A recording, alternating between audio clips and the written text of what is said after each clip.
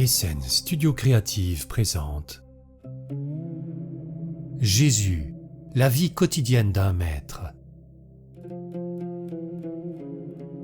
Un voyageur des espaces-temps retrouve les fragments du mystérieux 5e évangile. Un livre d'Olivier Manitara, lu par Stéphane Despouille. Nous vous souhaitons une bonne écoute.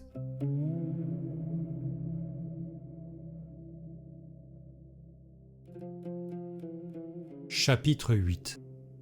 L'expérience de Marie-Madeleine. Un jour, Jésus était sous une tente avec Marie-Madeleine. Elle regardait le Maître qui méditait. Elle se disait « Je sais qu'il est la vérité et qu'il est porteur de Dieu, mais qui est-il réellement ? Si je devais lui donner un nom, quel serait-il ? À quoi puis-je l'associer ?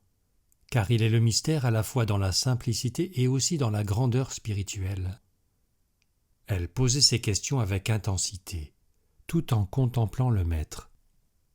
Après quelques minutes, le Maître ouvre doucement les yeux et regarde à son tour Marie-Madeleine en lui disant « Si tu te poses cette question, alors c'est la question que tu te poses avant tout à toi-même. Alors regarde dans mes yeux et tu verras.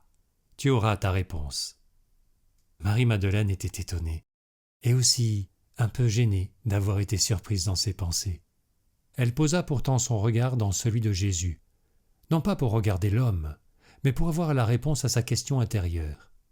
Elle y vit quelque chose qui paraissait simple et qui pourtant était rempli de sens et de profondeur.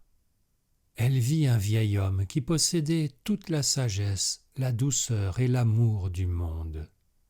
Cet homme lui dit « Je suis ton père, il est ton frère et ton fils.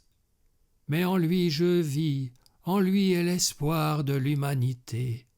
Alors moi, ton père, je peux vivre en ton fils et en ton frère, car tes yeux sont remplis de l'amour d'une mère, d'une femme, d'une sœur. » Elle comprit alors que le Maître Jésus était le Père omniprésent, omnipotent, omniscient.